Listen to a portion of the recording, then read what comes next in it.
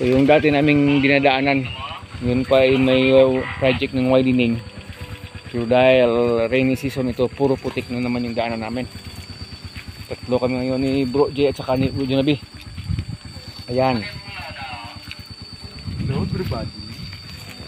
Putik-putik yung daan. Ito yung gawa na ng ano dito. Tawag doon.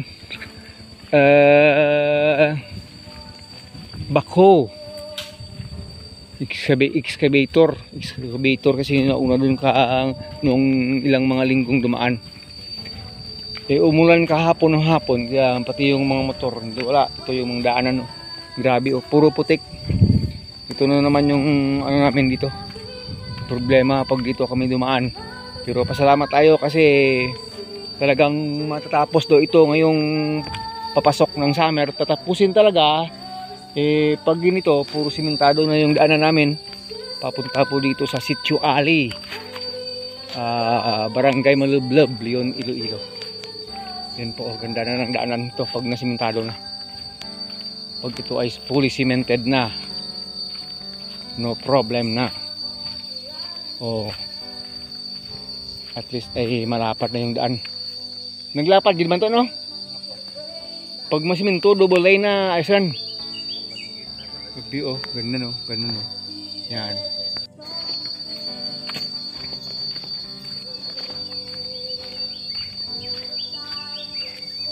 Sang imbis kikod ko taas magali no? Taas magali no, kisa magit dito na ba pa eh. Taas magali.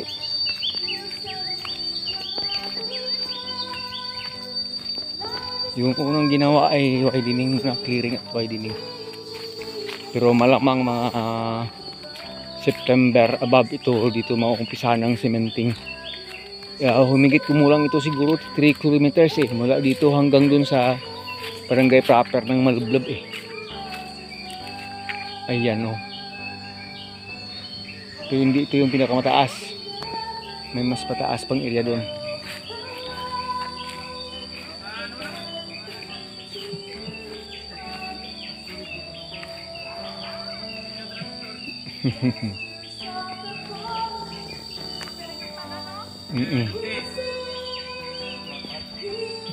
Ayan. Grabe yung adventure namin. Yan sila. Puro putik, hindi madaanan ng motor kaya ayan. Lakad-lakad na naman kami. Papunta doon sa area ng ating house church ministry. Nauna na sa amin doon si pastor. Kaya susunod lang kami. Wow, mais sa left and right dito, mais. Pakita natin. Yan po, puro mais lapad ng mais hanggang doon sa ilalim. Wow, puro mais. Puro mais po. Dito kami sa taas ng Pirapilidaan kasi grabe yung putik dito sa ilalim. Putik na putik. Nako. Talaga ang gagawing 2 lanes ito Kinudkod na yata. Kinuha talaga ng backhoe dito yung pilapil At saka yung mga nagtutubong dyan. Tawag doon, nyog. Kinuha na rin pati dito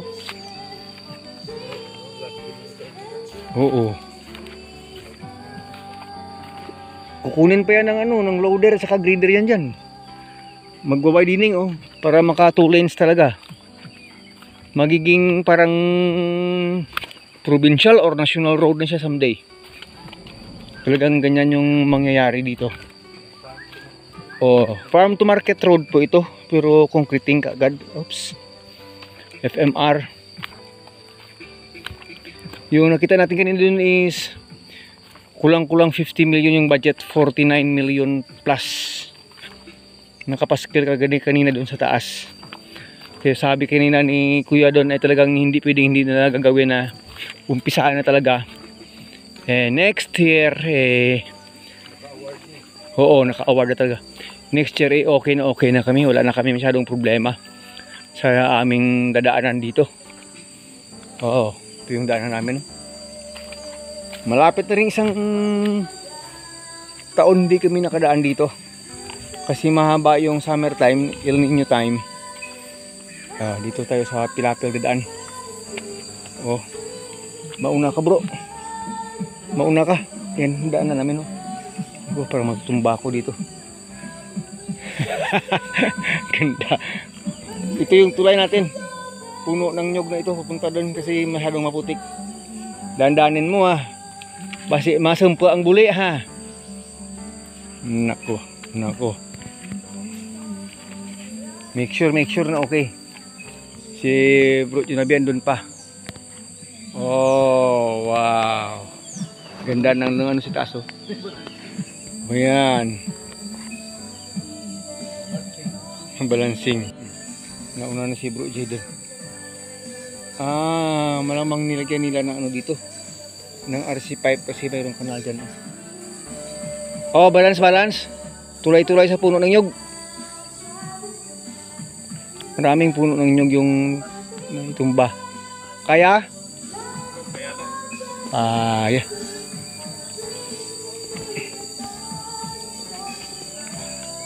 Gamay lang kuwantahan ta. Sunod tuig ta wiring kita dyan kagi. Ed. Gamay lang pagantos eh. Ed sakuan gid bro. Din bro yung takas. Ubra ka mo to. Mo tinami eh. Sige.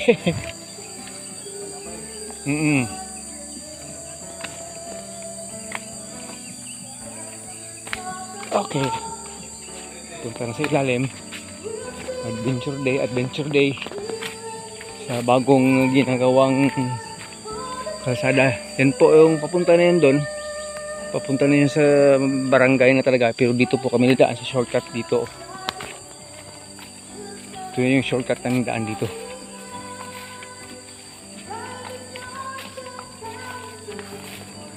Maputik. Grabe. Oh.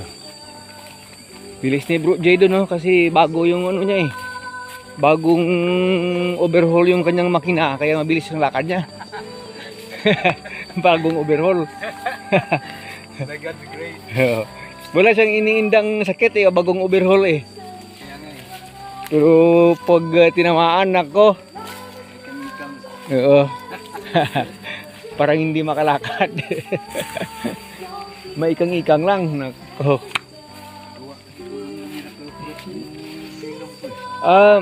Miracle fruit? Miracle fruit. O yung sinasabi nilang kalabas. Kalabas tea. Kalabas pero ginagawa kong tea. Oo. Tuwing umaga at gabi. Ano naman? Effective naman. Effective talaga. Daan dito. With real. Oo. Daan na putik. Sige pag dito na slide ka, sigurado yung puwet mo kakain ng putik. Sigurado yun. Ayan mga kapatid.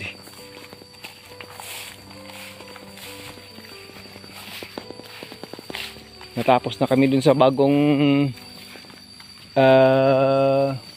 ano nang ginawa ng bako. Ayun yung bako oh. Andun yung bako oh. Andun siya oh. Ayan oh. Ayan nakasandbay. May na yung camera natin. Si Bro Junabian dun pa. Mauna tayo. Malaki na yun eh. Alam naman niya kung saan tayo pupunta eh. Baka nagbawas ng ano. Nagbawas ng water system. Talaga. Puro putik talaga. Grabe lang dulas.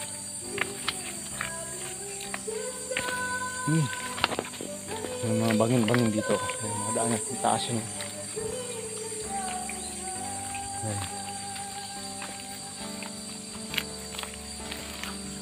Oop!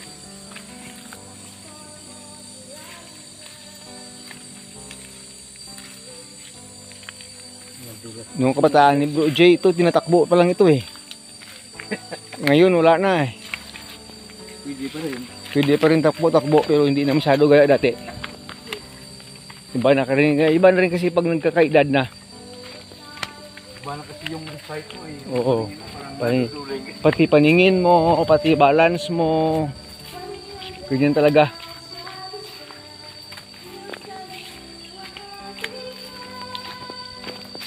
Yung mga dadaanan namin. Pagpupunta kami ng ministry doon sa kabila, iba na rin. Oo, oo, oo. Ganda oh. Wow. Ganda oh. Yung kamay ko, daming lamok. Yung tinatanim nila, mga punong kahoy. Kung makikita po ninyo, may mga puti-puti na plastic po yan, marker po yan. Hindi ko po kilala kung anong kahoy siya. Hindi po siya mahogany. Fruit trees po ito. Ito oh. Sino nakakilala nito oh? Ayan siya oh. Para siyang ano, hindi kaya ito yung mangustin to? O ginawang plantation talaga oh. Mangustin hindi.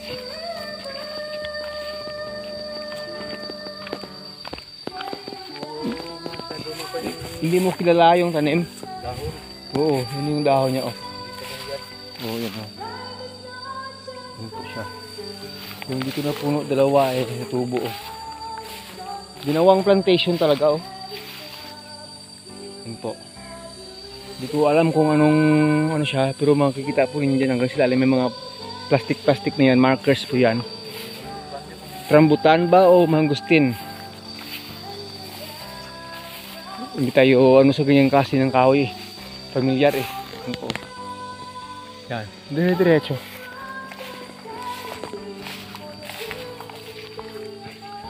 Ayun. Ayun. Lapad rin nagawa kung mabus sa dragkal. Plantation na yun. May future yung nagtanim yan dyan kasi may plano.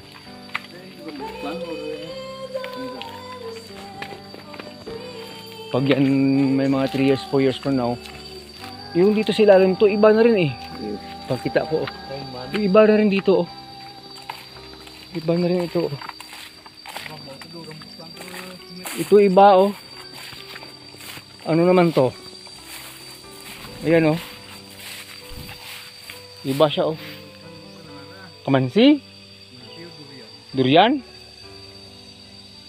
Durian ba ito? Ganyan sa bunga ito. 5 pieces yung bunga ng marang. Do payo ka, do payo ang ano ni? Do payo kamansi din. Do lang ka, ano durian? Payo rin. Pang alang tawag sa bunga niya do tabog no? Bilog siya. Kasi yung durian kasi masyadong ano yan. Matinik yung bunga. Parang marang rin matinik pero hindi masyadong malaki yung tinik ng marang. Masarap na yun itong marang ko eh. Masarap na yun. Pero kung nakatikim ko yun, hindi pa. Dati dito sa atin yung mga marang ngayon wala eh. Nabay ko bo. The best. Kahit kunti. Ay, ano? Parang treehouse. Baby's treehouse. Baby's, sana naman. Sana naman. Bakit? Ano problema mo bro? Ha? Nakahol na kami. Yan po. So, doon kami sa kabila dumaan. Punta dito malayo yung ikutin namin. 2 kilometers sobra puro pakyat. Pero pag dito, sa dinaan namin mga lang, more than half kilometer lang. Pero ito, buti na lang may ginawa hagdanan no? Buti na lang may hagdanan.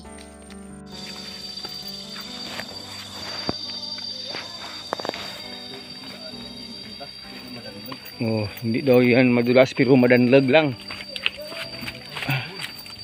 Madanlag lang daw, madanlag.